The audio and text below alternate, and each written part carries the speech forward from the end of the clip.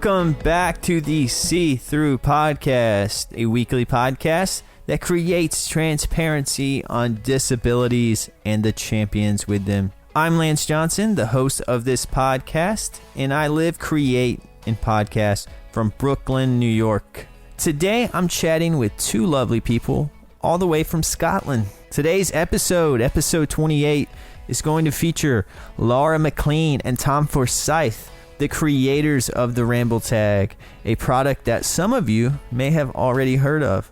Ramble Tag is a simple but highly useful product. It is described as a comfortable, contactless guidance aid that is worn on the arm or wrist of a sighted guide, which makes the Ramble Tag particularly useful for those who wish to avoid touching their guide directly on the arm. The Ramble Tag design is very unique, and I could see it being a game changer for the visually impaired, and it has been a finalist of several accessibility, innovation, and design awards. The Ramble Tag itself was designed by Tom Forsyth with the help of his neighbor Laura Maclean, who guided Tom regularly on their walks around their neighborhood with their dogs. This episode will cover all of that. It's a very cool and unique story, one that you will not want to miss. And I don't want to hype this intro up too much, but what I particularly enjoy about my interview with Tom and Laura is the authenticity of their friendship. I could tell that they definitely are not just business partners, that they are genuine friends. And another thing I enjoyed, and I'm sure you'll pick up on this pretty quickly, is that Tom is quite the character, which led this interview to kind of meander and derail a bit. But you know what? I didn't mind, as the conversation never really had a dull moment. So definitely some laughs in this episode. But before I let you hear my conversation with Laura and Tom, I want you to follow or subscribe to the podcast on whichever platform you're listening on. Also, make sure to follow the podcast on social media. The handle is at See Through Pod. And with that intro out of the way, let's dive into this episode. I'm going to call this episode, Tom, Where's the Golden Banana?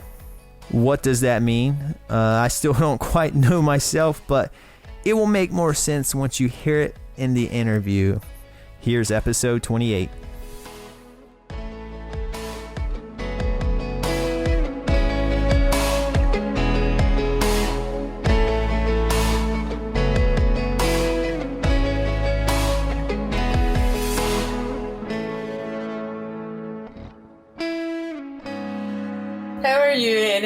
I'm good. It is 10 a.m. here. What time is it where you are? Three in the afternoon. 3 in the afternoon. All right. Can I ask you a personal question, Lance? Definitely. Do you still have your gym jams on? I don't. Right, so you've been up for a wee while? About a good 2 hours, yes. Have you had your grits? I made some oatmeal. Ah, good. Healthy. Yeah, good. I made some oatmeal, drinking some coffee. Mm-hmm. I have some water, I took a multivitamin. Oh, for goodness sake. Cleaned your teeth? I have not brushed my teeth yet, so yeah, I guess that will be post-interview, so this microphone's going to have to just deal with it. What sort of exciting questions are you going to ask us? You need to wait and see. You can't get a heads up on that. Okay, fair enough. I'm going to ask you some questions about math, and I'm going to ask you some questions about what your favorite color is. Blue. You'd be surprised with the math question. He's not bad with numbers and remembering, one phone number, he'll remember it forever, hearing it once, which is really weird. I'm the opposite of that. You want to know something funny is I don't even know my wife's phone number by heart, because Tom it, he'll tell you it back at the end of the phone call. Then guaranteed he'll know it. I don't know any phone numbers anymore. Like growing up, I did, but now with smartphones, I don't know any numbers. Yeah. I've got a nice one in Tenerife. That's 0034 922 9 791-616. We're never going to check it, so you have to take his word for it. Lance could call it. If you're listening out there, type it in and let's see if it's real. I hope this hasn't been recorded yet. Ask for apartment. Oh, crikey, yeah. Just forget that number. No, Right. I'm recording, so technically I could include that in the interview, and then my listeners could test it out, and then we would know if Tom's telling the truth. One day we need to check. I'll check after this. Mm-hmm. Good. Don't say I sent you. Is there a password I need to know, or?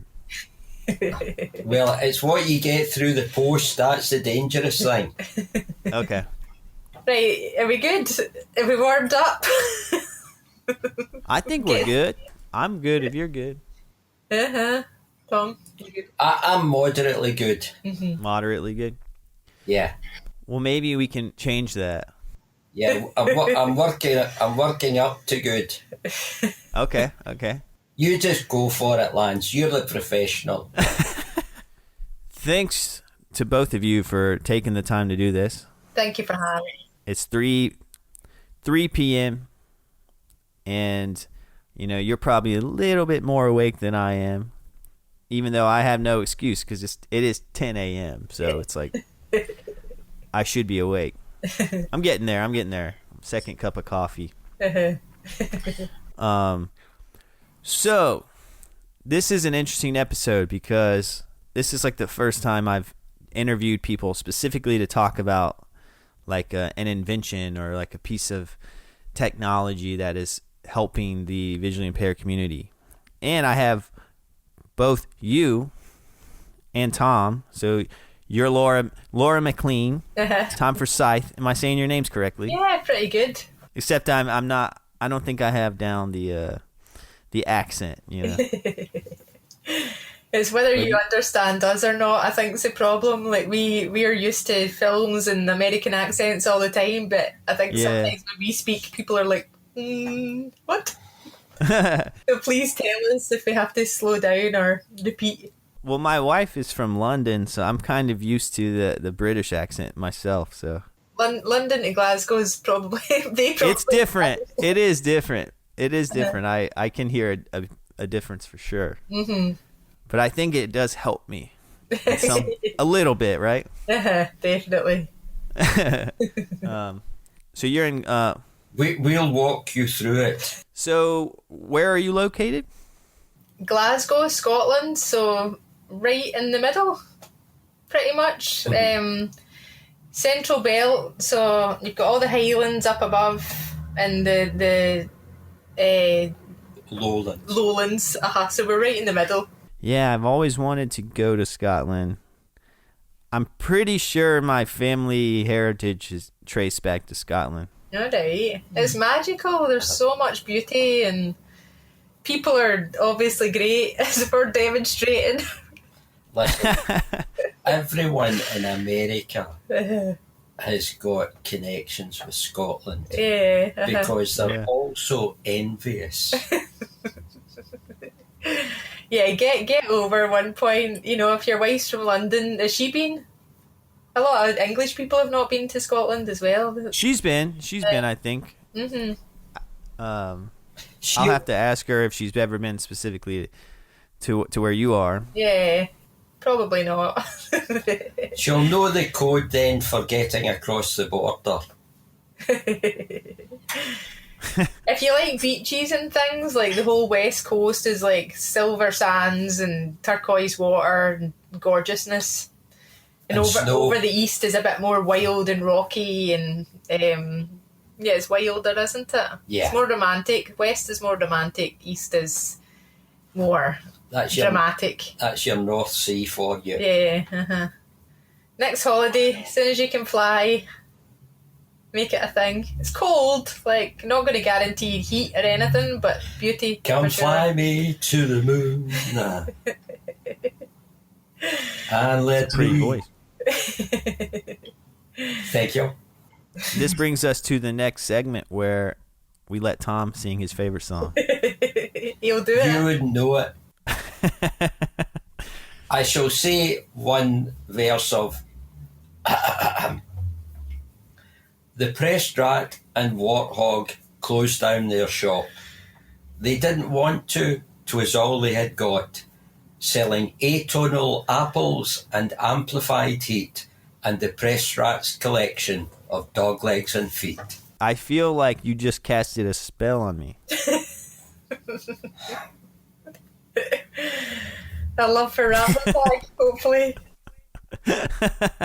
Does that make any sense to you at all, Lance? No, Have you heard? You haven't heard anything like it ever. I haven't. I've heard it many times and it sounds nice, no idea. It does sound nice.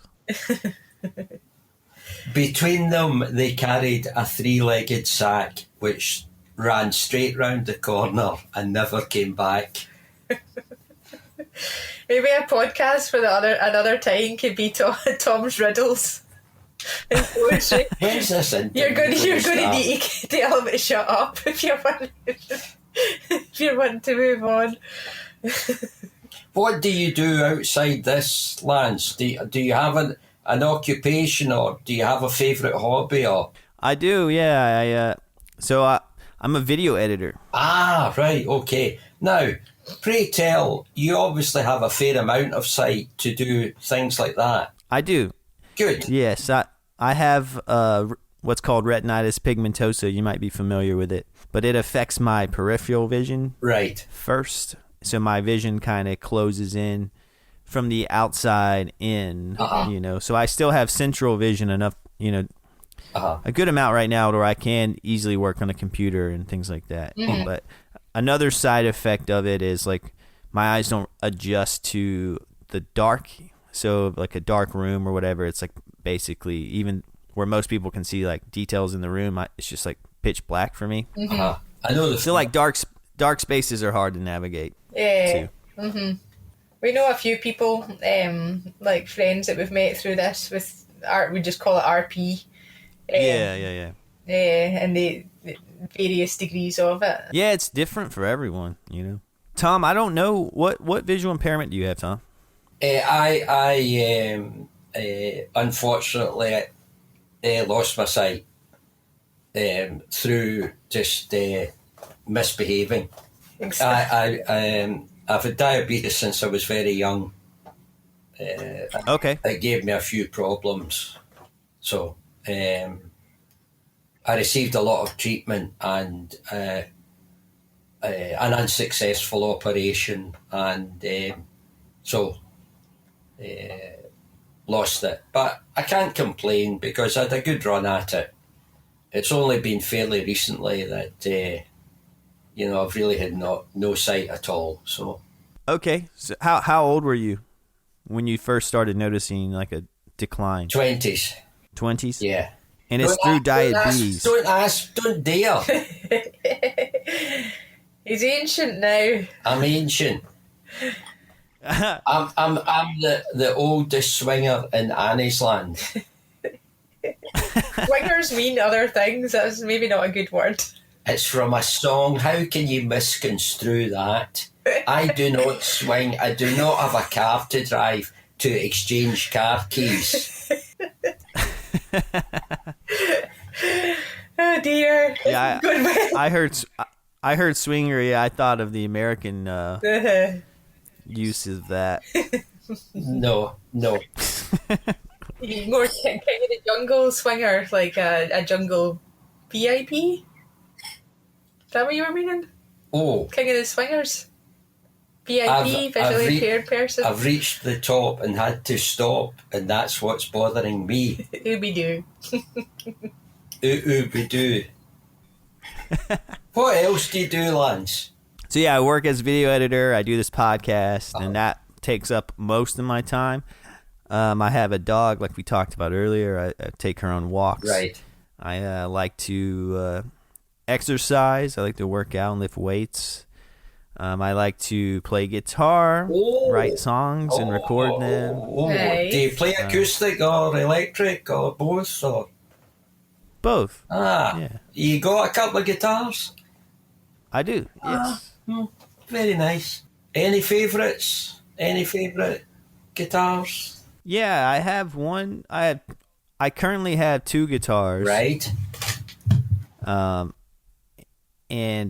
my acoustic guitar is one that my grandpa gave me.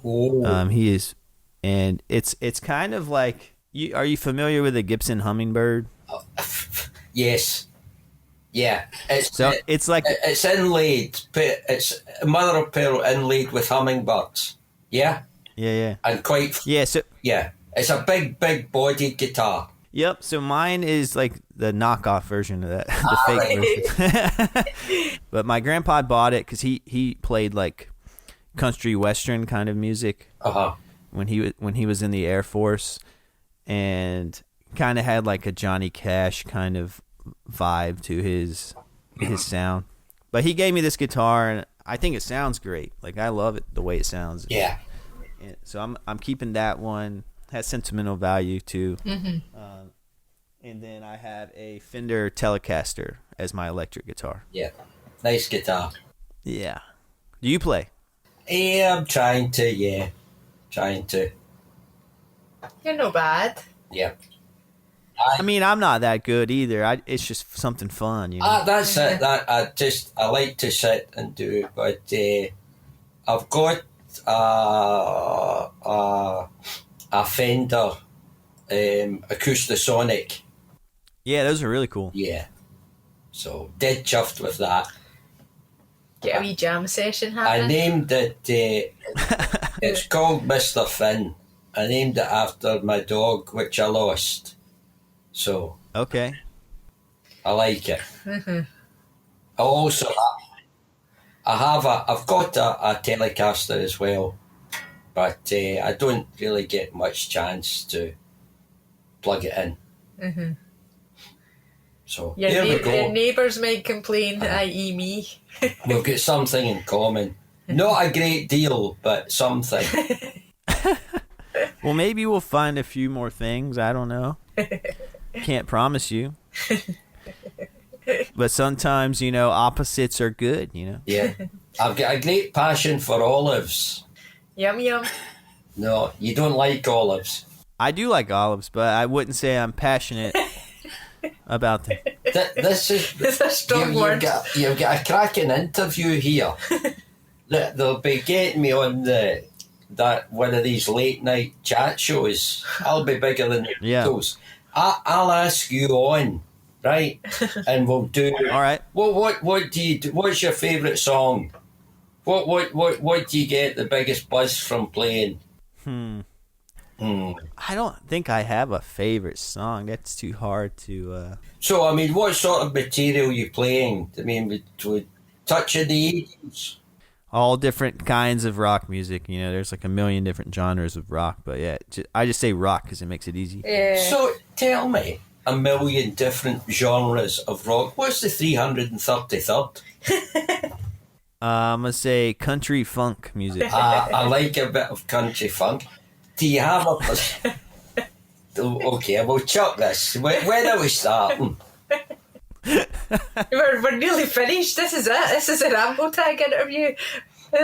Well, that was it. Okay, well, that's great. Do you want to know the slightest thing about the Ramble Tag? Yeah, actually, I do. Have you seen it? Do you know what we're talking about here? What, with the Ramble Tag? Yeah. Yeah, it's like a thing you put on your arm. A thing? Is that the best? A thing you put on your arm. Speak to him. Well, that's why I'm talking to you. I need you guys to sell it, So, all right, so this sounds like a good segue. But I do want to go back to talk about country funk music at some point, but... Maybe he'll make you a mixtape, Lance, if you're lucky. I'll get him to make you a mixtape and send it over. Hey, I'd listen to it, for sure. She sat me down one night. You behave. I was drunk and feeling mean. She said, "You are the biggest fool I've ever seen." That can't If be. you don't, give me some money, I'm going to put your lights out and blow with the wind. Right, And that's how. And that was the first time you guys met, and then the Ramble Tag happened later that night. She sat me down. No. When you're sitting back in your rose pink Cadillac talking to some rich folk that you know, I hope you won't see me in my ragged company with another girl to take the blues away. Now, he knows that. He's just no saying. He's writing it down, stealing the lyrics. Lance, we're going to... Do you know that song, We'll be quiet. We'll be quiet and let you structure things. I'm terrified that you're not going to get any fun, you know? That's kind of what's fun about these interviews and how I do it, is it's like they can go a million different ways. They can go so many ways. Yeah.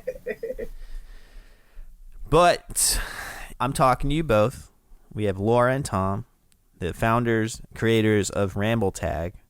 Let's just start off with that. What is Ramble Tag? Okay, I'll tell you about the Ramble Tag. So, it's basically a lightweight harness that we designed in 2018 that wraps around the arm of a guide, and it offers a wee handle instead of having to hold on to someone's arm or link an elbow. It's an alternative to linking arms or cupping an elbow, traditional methods. That just allows a wee bit more freedom and independence for the user and comfort for both users. And it just simply wraps around the arm, closing with 2 Velcro straps, and there's a wee handle for the person being guided to hold. Okay. Yeah, so basically it's like how you describe it on your website is like a comfortable contactless guidance aid. That's much better. Yeah. Sign him on. Obviously, when you write it, you're a little bit clearer than when you babble. Yeah, writing it's always smooth. And it's designed and made in the UK. It is, yeah. In Scotland. Designed in Scotland, made in England. We did try and get it made in Scotland, but we opted for a place in England. So, yeah, overall, okay. UK. And it's particularly, I'm just literally quoting your website Go now. for it. Particularly useful for those who wish to avoid touching their guide. Yep, and obviously when we started like the concept and making it in 2018, there was no COVID, so our reasons for doing it were completely practical, just to do with Tom's a wee bit taller than me, walks at a slightly different stride. We were kind of like. Even like anybody who walks with anybody linking arms, a girlfriend, boyfriend, you go out of sync quite easily and you end up doing that bobbing thing where you have to kind of get into each other's stride. So it was like reasons like that we found. We did joke about because I think it was quite hot. It was like spring, summer. And there was days I didn't have a sleeve on my arm and like touching skin kind of thing, and jokes about just, and then we got into serious conversations about like, well, that must be kind of like something that maybe some people can feel uncomfortable about if they meet a stranger and they've got to touch a bare arm. Maybe some folk are not comfortable with that, and then you start to think about hot countries and how it's maybe even less pleasant if it's sweaty, or if people have jaggy nails that are being guided and things like that. So, a lot of it, the reasons why it became so popular ranged from emotional, like personal reasons to practical, just, repetitive strain injury and stuff like that. And just a consistent way of being guided where it always feels the same no matter who's wearing it. So there's no surprises. The person being guided doesn't know the shape or size or height of the person guiding them. It's just that kind of consistent tool that they're always going to expect and understand what they're holding and how it works. Okay. That's a great explanation. I hope so. And what I read online was that it was invented by you, Tom. Well, it was both parties were involved.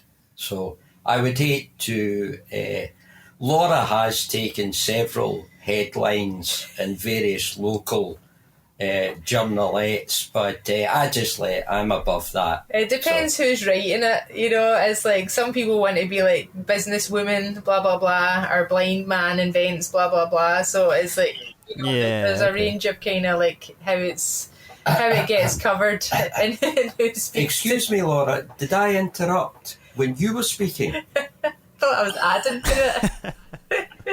Lance, But yeah, it was like sorry, you were saying. Now we're only having fun here. Yeah. Well, so quite an organic two-way conversation of like, you know, joking about and goofing around and you need something better to hold on to and a wee handle would be good. Like, Who said that, Laura? one said one said the other, and then that's it. Like we went from there and just made it. Chopped up a few things that were lying about the house and sewed a wee, just like a handle from a rucksack onto a knee pad that got ripped up and just made a wee armband, and we went and did a wee trial run the day after, and just to test the concept of it really, because the times that we had went out, it always felt like I didn't have any control over Tom's safety.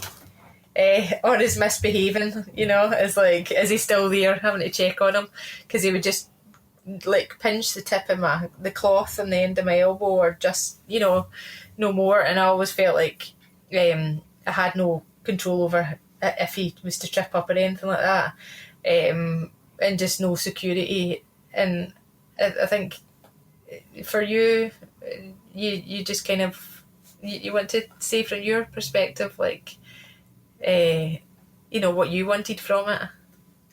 Money. Well, I think what Laura's explained that, I think, pretty well there. It was a bit of an adventure, and at the time we were both walking dogs, so I could end up really not where I wanted to be. So we came up with the idea of the Ramble Tag, which allowed us far more flexibility, and it also, at that particular time, gave the dogs a bit of leeway. So it was just, you know, it's a game changer. It just, for our particular case, it was just light and day.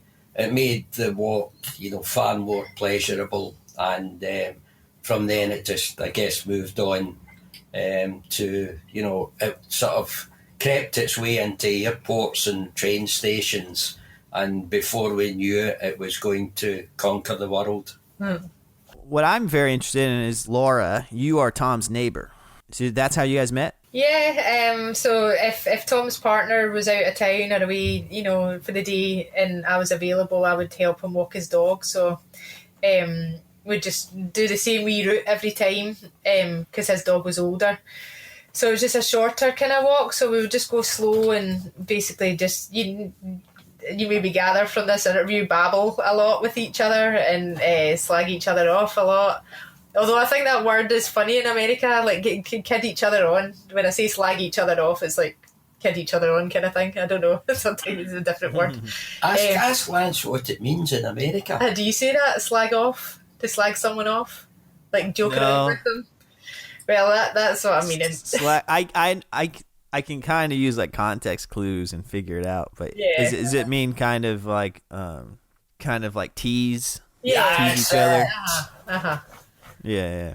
But I have been questioned before on the word, so so we, just because the walks were always the same, I guess Tom's quite open about talking about his blindness, and you know, I'm quite open at asking questions, so I guess we just always went in a wee bit deeper every walk. You know, we'd have a laugh, but then we'd, you know, serious things as well, and so just over time building up, doing all these wee walks together, we just kind of got, you know, it just, when the day came to the idea, it was just like kind of became all we talked about, because it was just so obviously missing for people like us, you know, and then we thought, well, you've got the traditional guidance methods and the training that goes out, but why can this not be added into that as another option that,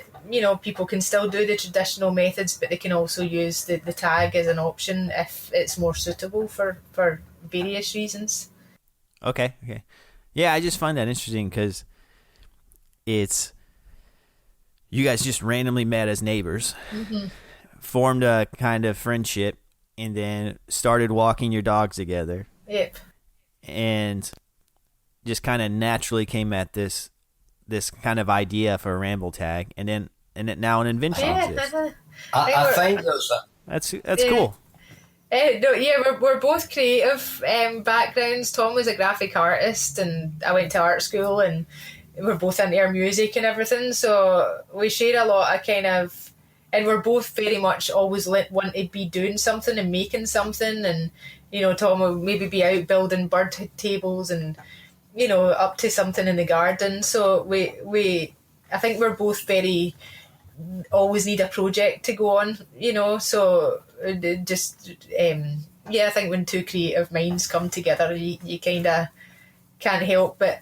We did create things. Did we make things before Ramble Tag? Did we maybe make little projects and stuff? Well, we tackle anything. If people are foolish enough to ask us to do something, then we'll undertake it with venom. We built a bar for someone up the road. They wanted to have an anniversary party. So we built a big bar table together and fighting over Tom shouting at me, nail it there.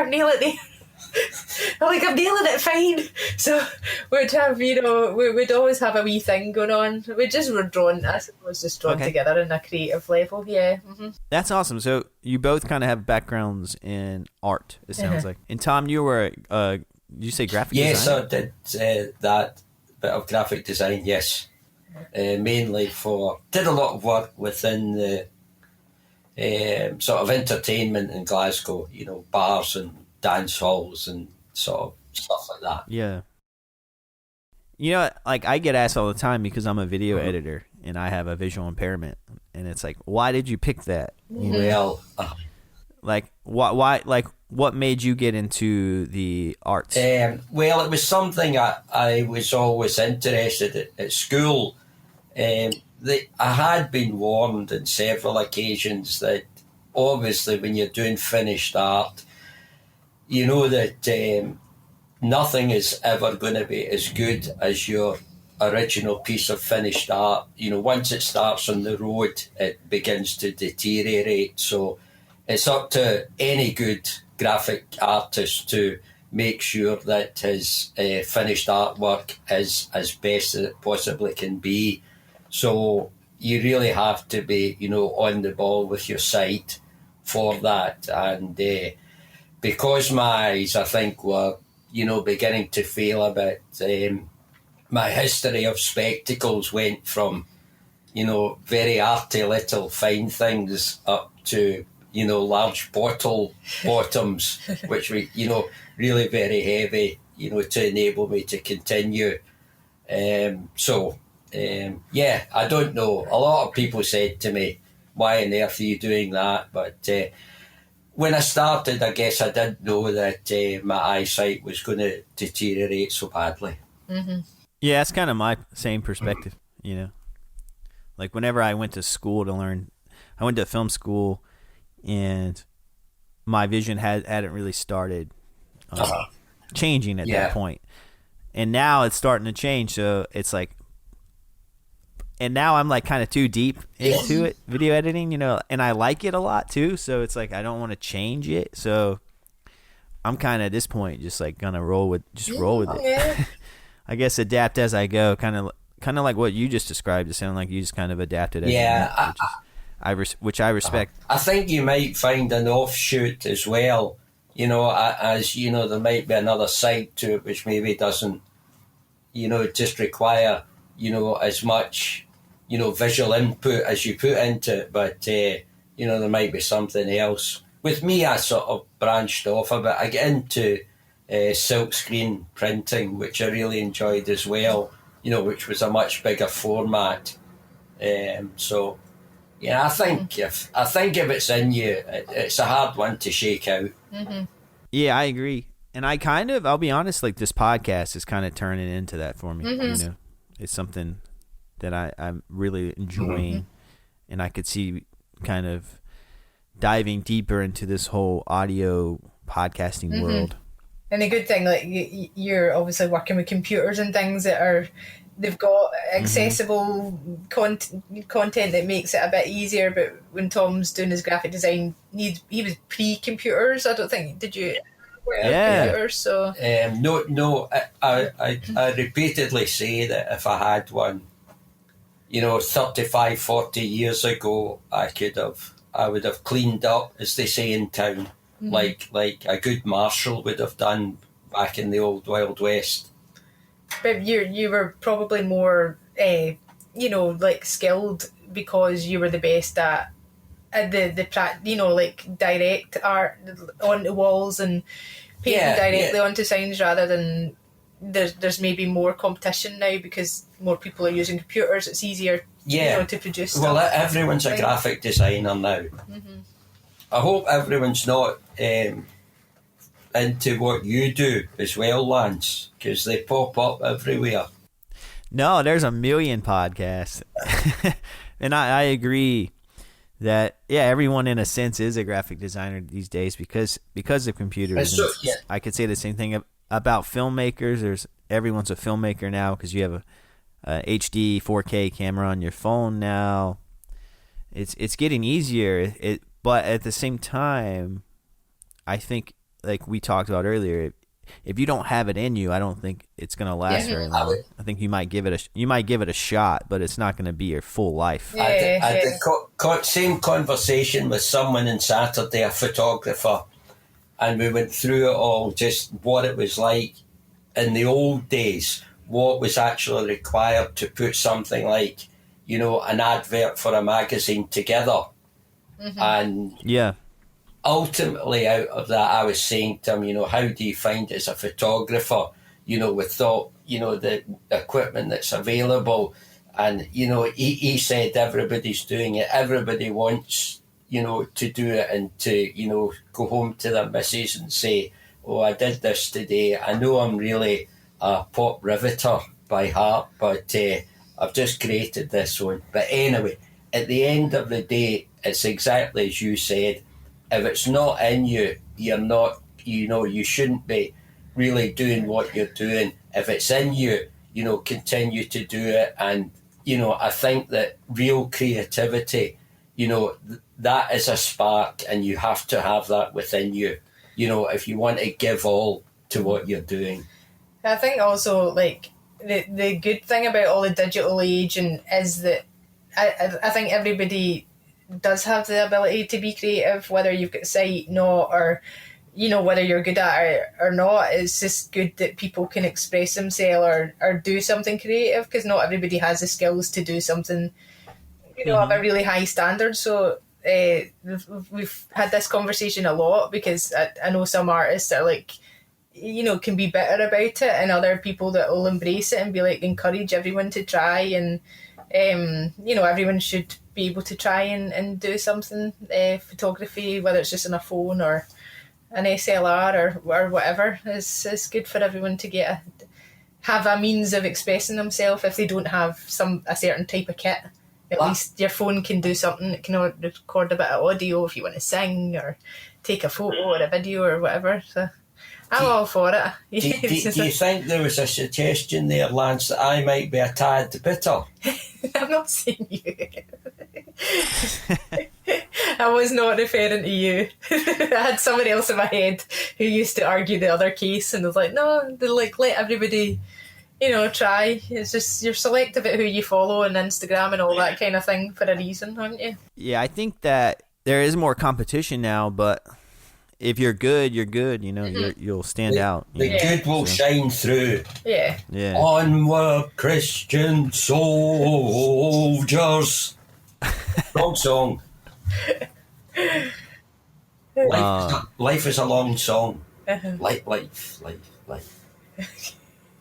So when it came to the design of Ramble Tag, what was the creative process of that? Well, starting off with the one that was made from the knee pad and the handle. So although it worked on a conceptual sort of basis, it didn't look good. So we made another one. We got a friend of Tom's, to sort of copy a prototype that I made. That I'd used a handle that I'd bought off of a dog lead. I chopped it all up just to have a nice neoprene, rope interior handle that I didn't have the skills or sewing machine to make.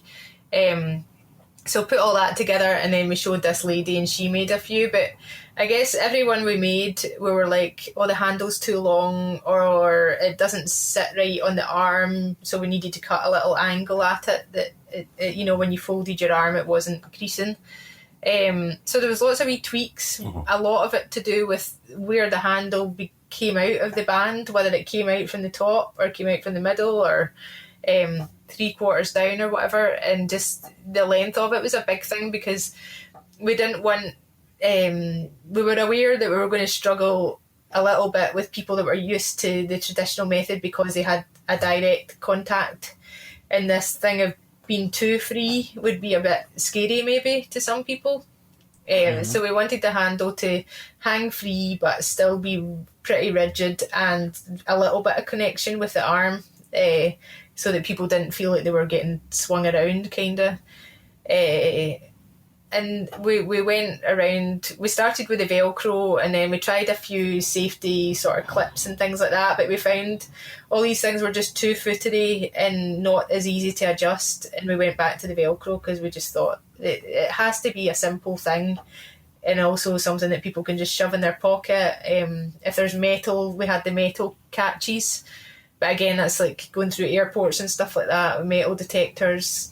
Just keep it simple and keep it light, and easy to adjust, because the same person might use it over a big jumper or a big thick jacket or their bare arm, so you don't want to always be footering about adjusting the length of it. So yeah, I think we had about 24 or so prototypes before, I think, at the one we're at just now, which I think is definitely by far the most comfortable, easy to operate, and the handle is, we think, is the ideal length.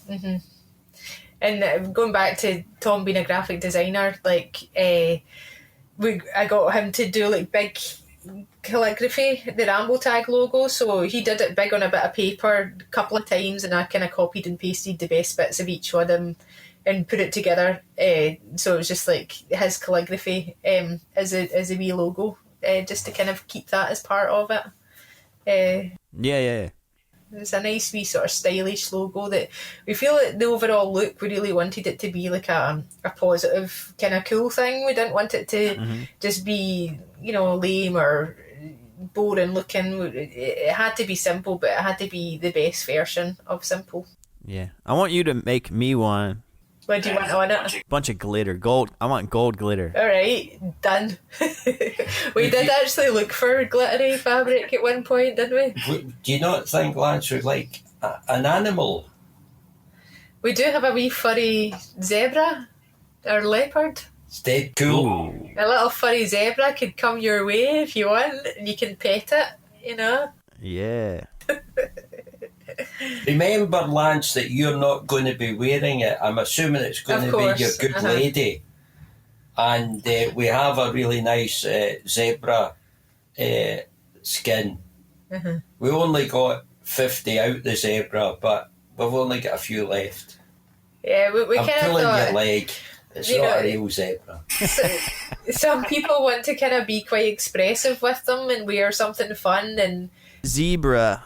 I'm thinking zebra, neon pink with gold glitter on the trim.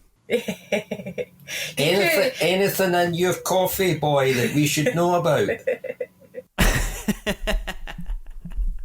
As time goes on, we started off simple, and it's like the more popular they get, the more we're like, right, we can introduce a new colour or a new design or whatever. But there is, no limit to, you can have customised ones for airports and things like that, or shops, and you can go crazy with them, or you can accessorise them yourself, get your badges sewn on, and all these patches that people sew on, and or whatever you want on it. Yeah. The permanent marker out.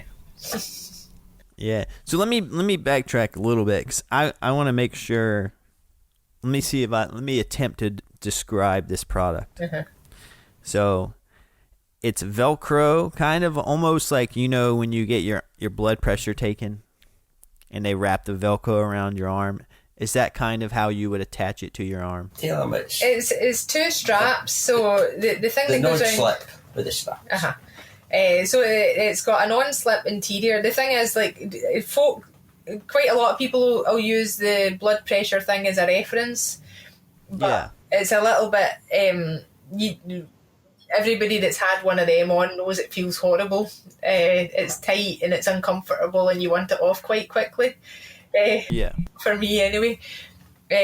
So although that's a good way to kind of introduce the scale of it, it's a much lighter. You can wear it all day, not notice it. It's so light, and the two straps will come around and fasten on to the other side of it, whereas with the blood pressure thing, I think the Velcro's around the rim of it, so it's like all the way around the rim. So these are just two straps that go onto the side, basically. Okay, so the Velcro thing is not actually a good description of how it feels on your arm. It's just a good description for the scale of it on your arm, and kind of how it might. The tag actually it has a lining, Lance, which is the name is called non-slip super grip. It's a sort of almost porousy like rubber substance, which is quite pleasant. But what it on skin, but what it does is that it will adhere to, for example, shiny materials. It will adhere itself to most materials, and then on top of that, the two straps, the Velcro straps, come from one end on it, just to secure it at the underneath, if you like, underneath the arm. Mm-hmm. So the Velcro only really holds the tag in place, and obviously you can adjust the Velcro if you want it a bit tighter. And as I say, the interior of it, the non-slip material, stops it sliding on the arm. Mm-hmm. Does that help? It does, yeah. Good. Yeah. And one thing, I suppose, while we're going into detail of that, is like the Velcro straps that are hanging out of the thing, of the body of it, is the soft part of the Velcro, so it's not going to hook onto woolly jumpers and things like that. One of our early designs, that was the sticky part of the Velcro that came out. Loops and hoops, Laura. Loops and hoops. I think Velcro is a brand, so loops and hooks. So the two straps that come out are the soft part of the Velcro, so it stops it from, if it was the other way around, it might hook onto jumpers and things like that. So it's worth pointing that out in case anybody goes, what about that? We try to think of everything. Mm-hmm. And you sell different sizes, and you have different kind of versions of these products. There are different, although basically the original Ramble Tag that we started off with, there's a larger version for, shall we say, larger people, and there's a smaller version which can either be suitable maybe for young kids or can be worn round the wrist, which a lot of people seem to like running with. So we call it the, running tag, or, / kids tag, for whatever, application you wish to give. The other one we have is we call it the Metro tag, which just has a flat strap on the harness, which just enables you just to slide a couple of fingers in behind it. So it could be more useful for maybe if you wanted to, say, for example, be a bit closer. We call it the metro tag because, if you were in an urban environment, you might prefer, for that reason to be closer and not have that flexibility that the original Hoop Ramble tag offers you. Okay. Did I explain it well, Laura? Yes, very. Uh-huh. Can I get my bonus biscuit now? Golden banana. Uh-huh. we reward each other a golden banana, a fictional golden banana that's never yet been seen, with any achievement that each of us comes to the other with. Like, award yourself a golden banana. And I'm waiting on it. I've still not had one, but I've been promised many. Well, Tom, where's the golden banana at? That's what he should call the podcast. Tom, yeah. Where's the golden banana? Can we call it that, Lance? Yeah, sure. Call it Tom, where's the golden banana? Get people curious. Needless to say, I have not received, for all my hard work, toil, sweat, there has been no sign of the golden banana whatsoever. One day. In fact, I did get a banana, but it was a rubber. An eraser. You say that word over there. So I bought Tom a little eraser banana, and the banana has become a symbol of affection between us. That sounds so bad. Anyway, moving on. So yeah, the Ramble Tag, like the handles, there's so many ranges, obviously, of sight loss, whether it's like, the type of vision that you have where you've got your, narrower vision, or, none, or maybe one eye like sees better than the other. So it's just like with the Ramble Tag range, we know that not everybody needs a close connection. And not everybody needs loads of freedom, or some people just want to hook a wee finger in, just, maybe they only use it in a busy crowd. So we try to kind of create something that would suit the full range of visual impairment. Okay. Yeah. I had a thought while you were just talking about that. And my thought was the name Ramble Tag. Let me guess. It's named because whenever you wear it, you can just talk and be comfortable walking with your guide, and you can just kind of ramble to each other. That's beautiful, yeah.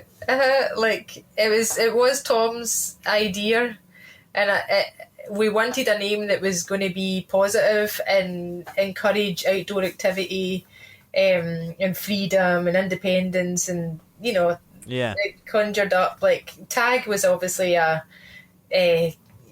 descriptive solution, like it's got a tag, a loop, and ramble, rambling, going out, walking, rambling. I don't know, do you use the word rambling for going out, like, on a hill walk? Yeah, it's not like the number one word used for it, but yeah, it's used for that. So rambling, talking probably suits it more for us anyway. It's just anything. I guess the word ramble is a general freedom, whether it's freedom of chat or freedom of movement, which is a positive sort of vibe that it gives off. Yeah, I find it hard to believe that Tom would ramble to you while wearing this. He's so shy, isn't he? Getting a word out of him is really hard. Conversation is dying, my good man. He's very much a phone call man, Tom, as well. Not into using computers, and would much prefer a phone call. So rambling really suits you, doesn't it? Do you guys have a patent on this? Do you have a patent on the design? It's sealed up like the SS Great Britain. we do. We've got like an American patent and design, and we've got UK and Europe. We could have went mad. Well, maybe not. Maybe like go too much detail in case someone somewhere's like, oh, they've not covered this area. That's why I was asking. Yeah, you guys need to get a patent on this thing. Yeah, it sounds like you do. Yeah, we've done quite a lot in the name and all that kind of thing. So, it was always kind of recommended to us that the best thing we could do is be first to market. Just make sure it's known as the original. We've got do you know of the RNIB over here? They do sell kind of worldwide, but the Royal National Institute for the Blind, they sell them, and they're probably the biggest go-to shop in the UK for any blind person who wants a bit of kit. So, figured getting them into places that are the go-to, then and we've priced it in a way that we hope it can't be too competitive if someone was to copy us. We know all the effort we went to make it the best it could be and the most comfortable, and I think if anyone tried to copy a version of it, we're safe that they can't copy what how ours looks. Mm-hmm. If they were to make a version of it, we're pretty sure it wouldn't be, it wouldn't have all the benefits that ours has. So you just have to kind of push it out there and be known as the one, I suppose, and hope that people support that, and that the story behind it, of it coming directly from someone who's blind and someone who acts as a guide. It's our motivation is been quite. It's never been money driven. It's always been we need to get this out there to. Maybe not every blind person will want to use one, but we at least need to make sure that they all know about it as something they can choose at some point or ever. So I think in the West, Lance, it's pretty well. We really deal to a great extent with organisations that offer services to the visually impaired. It's a very hard market. Sort of selling to the visually impaired. So I think we'd be hard pushed, certainly, in Europe or even in the US. I think it would be a real bold stroke for someone to try, to imitate us. We hope that we come across well enough that, we feel the product is relatively safe, in that our outlets are all organisations that are, associated with the visually impaired.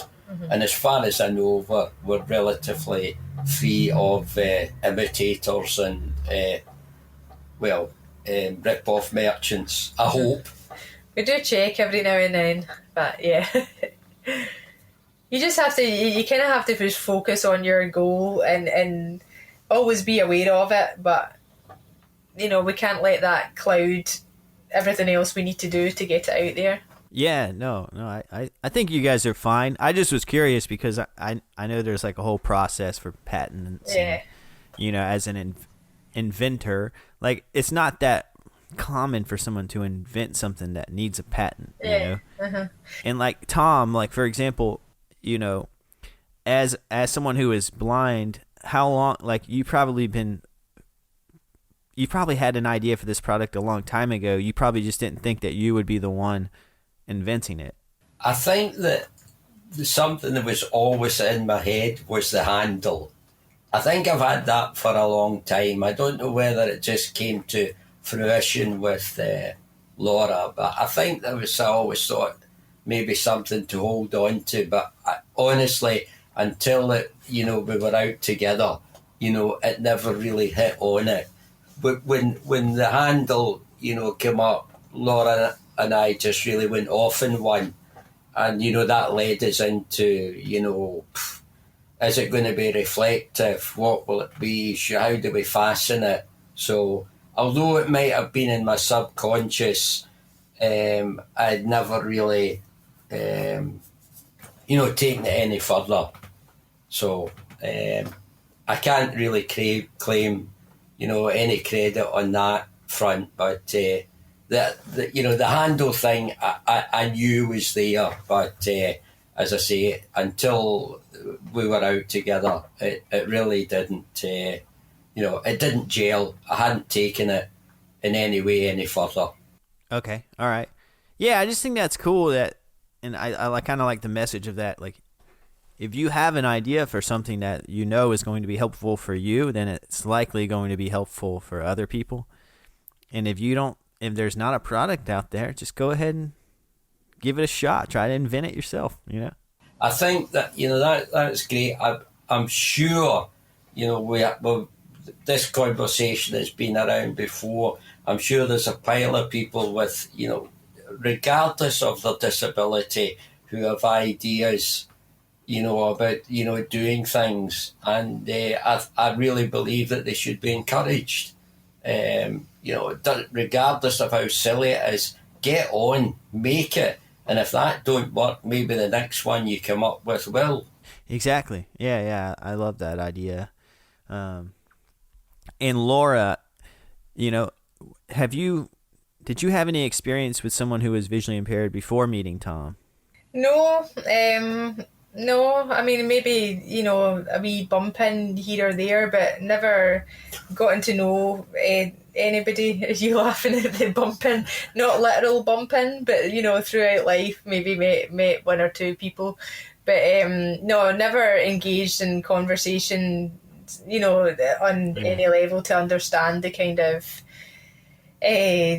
difficulties or challenges and things that you can come up against. So I listened to John's podcast with you, John Marin.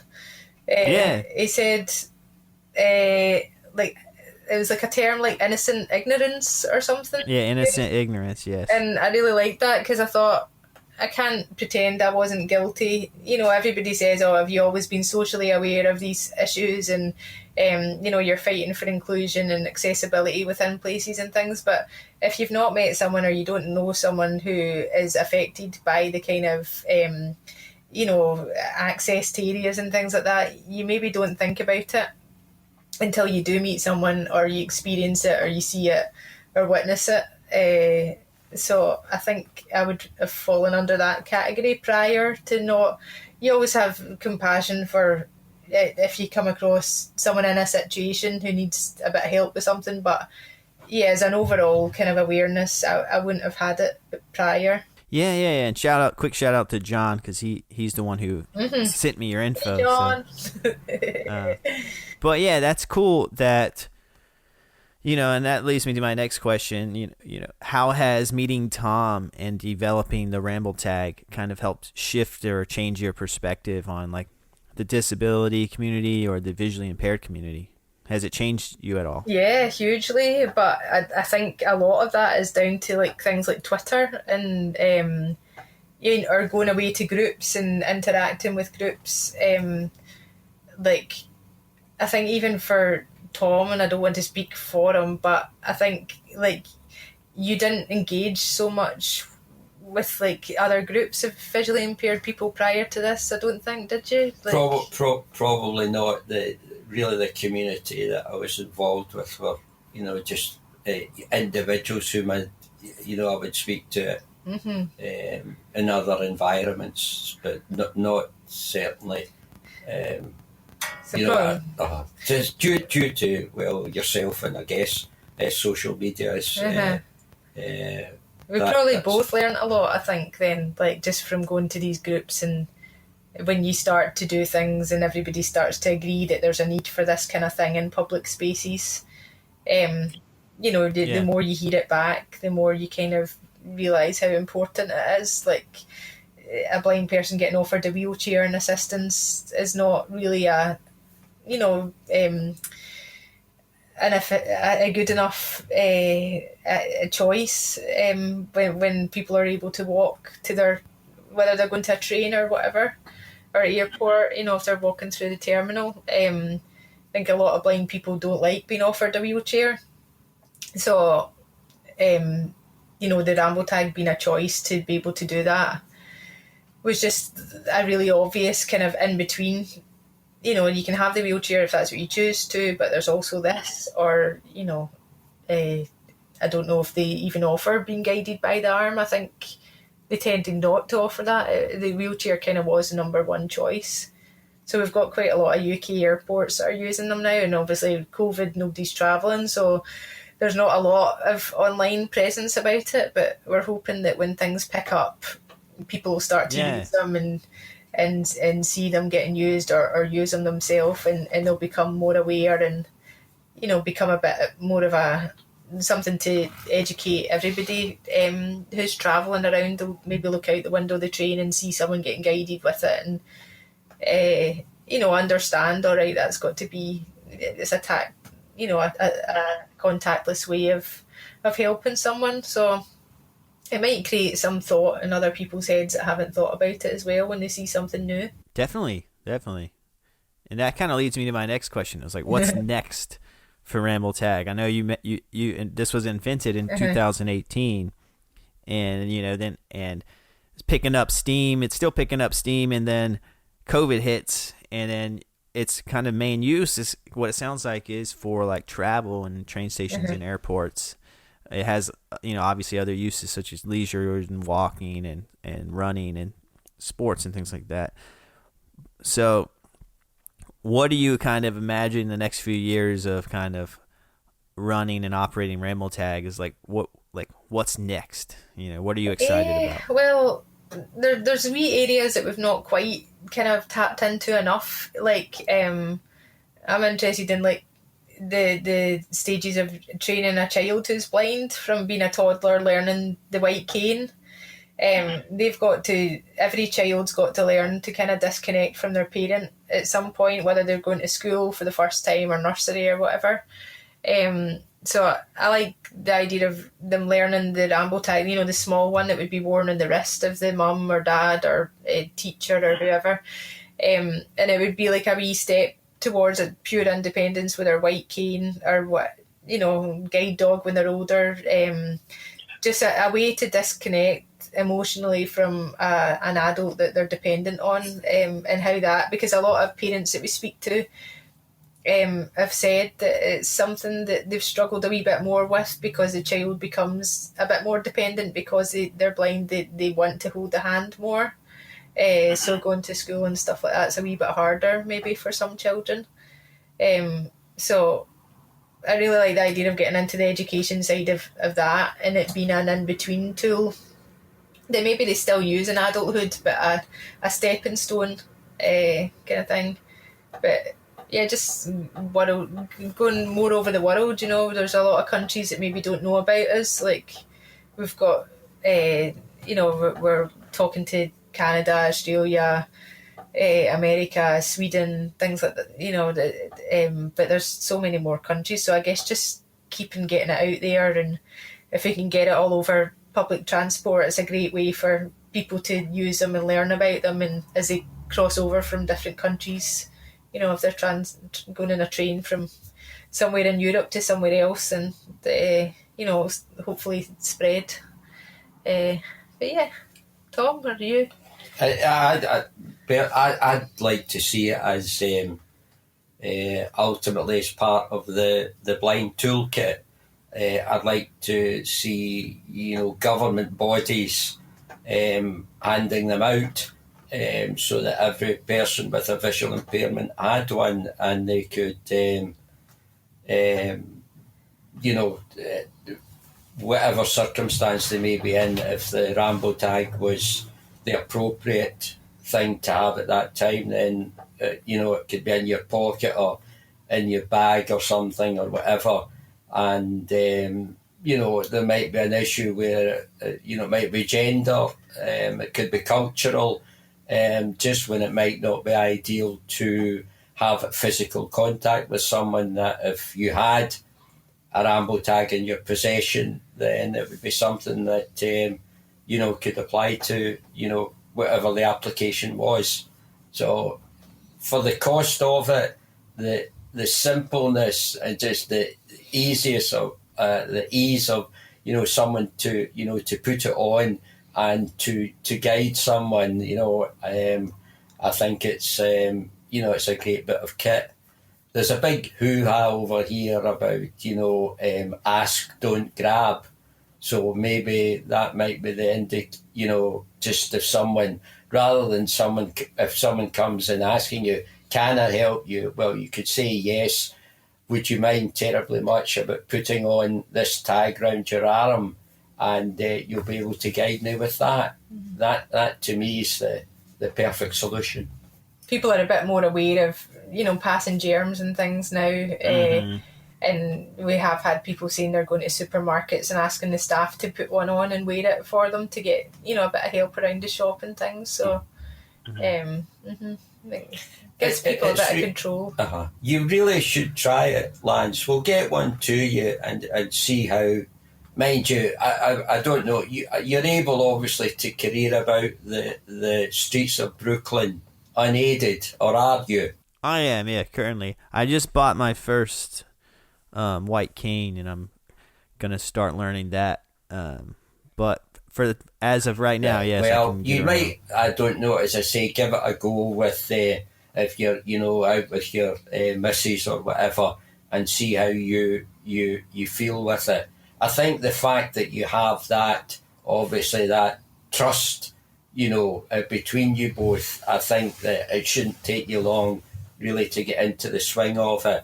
And I think you'll really enjoy it, because it's, there's no rigidity there. There's no, having to, shuffle, or as Mr. Bond would say, shuffle.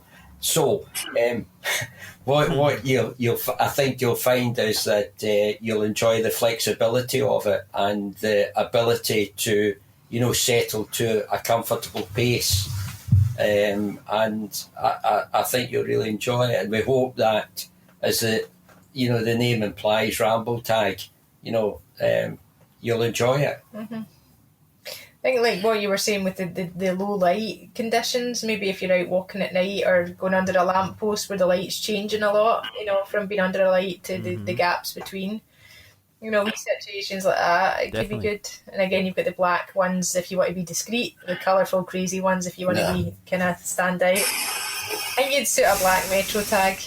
No, Lance is going glitter. Oh yeah, of course, sorry. Gold glitter. Yeah, custom. Yeah. No, I would absolutely love it if you sent me one. I would definitely like to see it and feel the material and kind of look at the design and go for a test run. We'll get one to you anyway as a gift. But if anyone else is wanting one, are we allowed to plug where to get them in America? Yeah, that's what I was going to ask next. Is like where can you buy so, these? The lowvisionshop.com is the American supplier. So he'll have a kind of range of them, and what was that? The lowvisionshop.com. Okay. So yeah, he's been in the industry for a long time and sells a lot of different kind of aids, but he's a big supporter of new things that kind of rock the boat a wee bit. Like, don't be afraid of something new.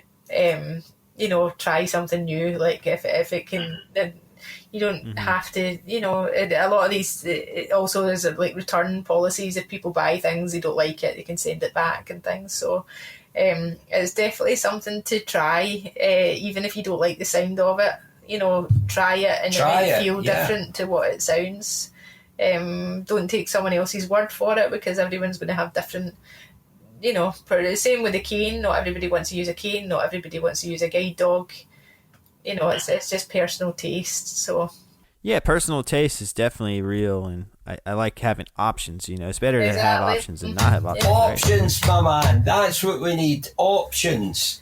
The Ramble Tag just is a tiny little chip at that big heavy stone of accessibility and inclusion. Having an option makes us more empowered. Great word. Have a banana. Thank you. And if you get on to the low vision shop, say you know Tom, and they'll charge you 25% extra. They'll charge you more. And so you have a website. I want to give the shout out to that. rambletag.uk. .co.uk. Yeah. Yeah, and I'll have for those listening, if you want to check out the website, just click the show description. I'll have a URL there. You can just click, and then I'll also have the American website where you can purchase them. I guess to avoid shipping costs? Well, I guess? yeah, just really the speed. Right now, if we were to post to America, we've no Yeah. idea how long it takes. It's meant to be like 4 to 5 days, but it's there's times it's taken just weeks due to COVID. So, we do sell worldwide, and we have a thing called Articles for the Blind, so we can post free worldwide. But again, Brexit, all things that are going on through here is, that might change. But ordering within America, if you're from America, is the safest, quickest way to get them. Awesome. And then you're also on Instagram with username Ramble Tag, so that's another good way to look at it. And check it out. Twitter, Facebook. And if people want to send questions, ask questions, we're happy to answer anything and chat away if folk want to learn more, if we've not covered something, or if they just have something specific they want to ask.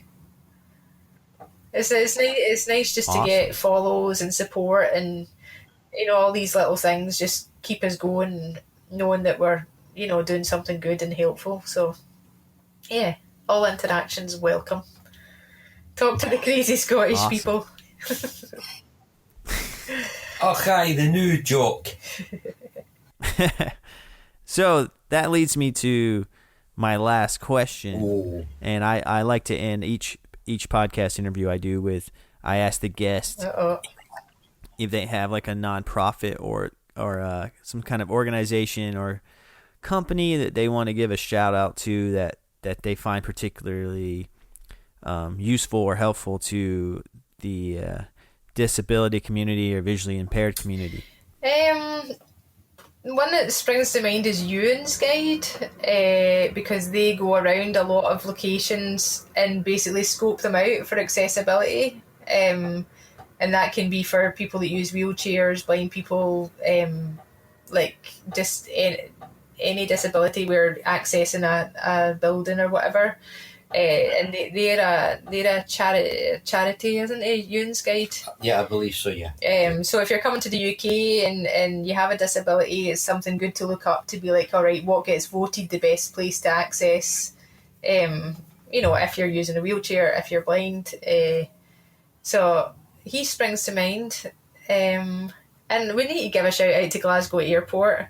Although they're not a charity, they were the first airport to recognise. They approached us and said, this is great. It's been missing in the space of accessibility for a long time, just giving another option. So they've really got the ball rolling on various airports, offering it out as a tool to help people. So, yeah.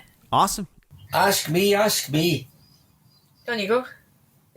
I would like to, is it a charity? I would, although not specifically for visually impaired and disabled, I would like to give the biggest shout out to the Royal National Lifeboat Institution, because they'll rescue you anyway. Thank you, Dokie. Fair enough. You're in a boat and you got problems. It doesn't matter. They do the full kit.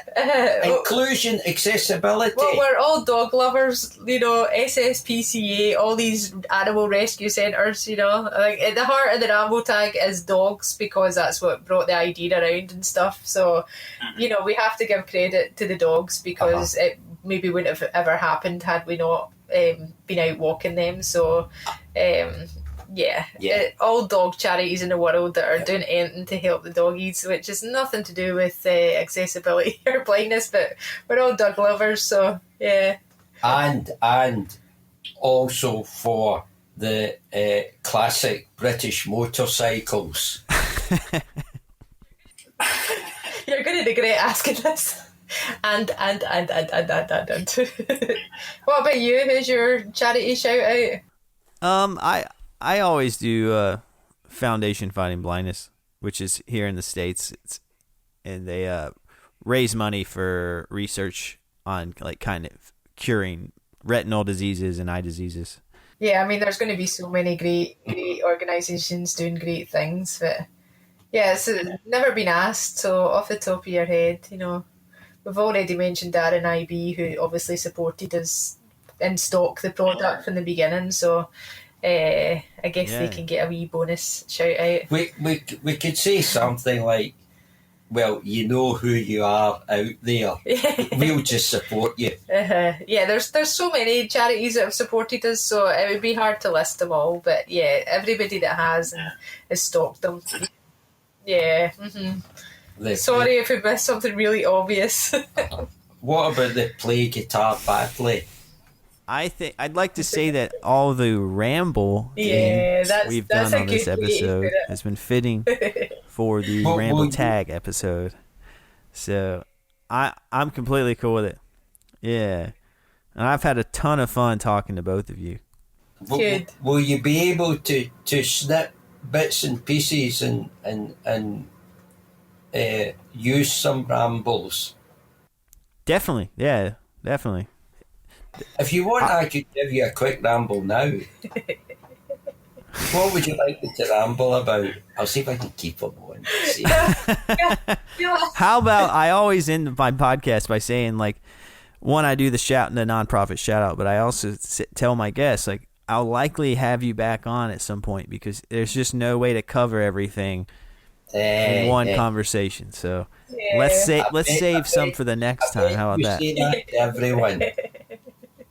Lance. That's a good idea. I like that.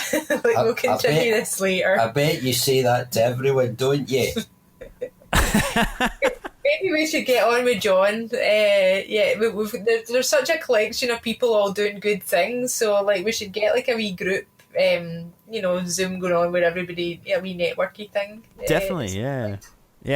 That's another fun part about this podcast is I just get to connect with bunch of different people and meet a bunch of different people, and it's been fun. So it's nice to meet you both, and now I'm glad I have both your contact info, and then we'll have this episode together, and I'll keep an eye out for maybe a potential sample product of Ramble Tag. And just ping me your details, and we'll organize it. Sounds good. Lance. Hey, Tom. Before you go, could you nip over the bridge with a few grand into Wall Street and make a wee investment for me? I don't think I'm your guy. I'm not that good with, like, I don't know anything about stocks or anything like that. That's the best way, I'm sure. Okay. Right. I think that does. I think we covered everything. Thank you very, very much for yours. I think we've taken up more of yours than you have of ours. No, not at all. All right, you have Thank you very much, day, Lance. right? Yeah, it was great fun. Thank you. Bye-bye. Bye-bye.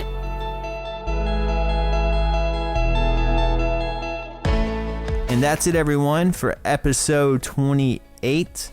If you want to learn more about Ramble Tag, or you maybe you want to purchase one, then just click the show description, and I have a link directly to the website.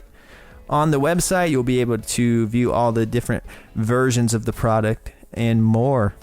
You'll also be able to find the organization they discussed. So a lot to check out there. And I couldn't leave this episode without reminding you yet once again, give the podcast a follow on social media. The handle is @SeeThroughPod. And make sure to subscribe/follow to the podcast on whatever streaming platform you listen on. Leave a review, share it with a friend. You do that type of thing, and it just makes my whole week, my whole day. So I definitely appreciate it. And if you have any suggestions or comments about the podcast that you want me to personally know, feel free to DM me on social media, or you can reach me by email. The email address for the podcast is the seethroughpodcast@gmail.com. But yeah, that's it for episode 28. I'll have another episode coming for you next week. And until then, stay transparent.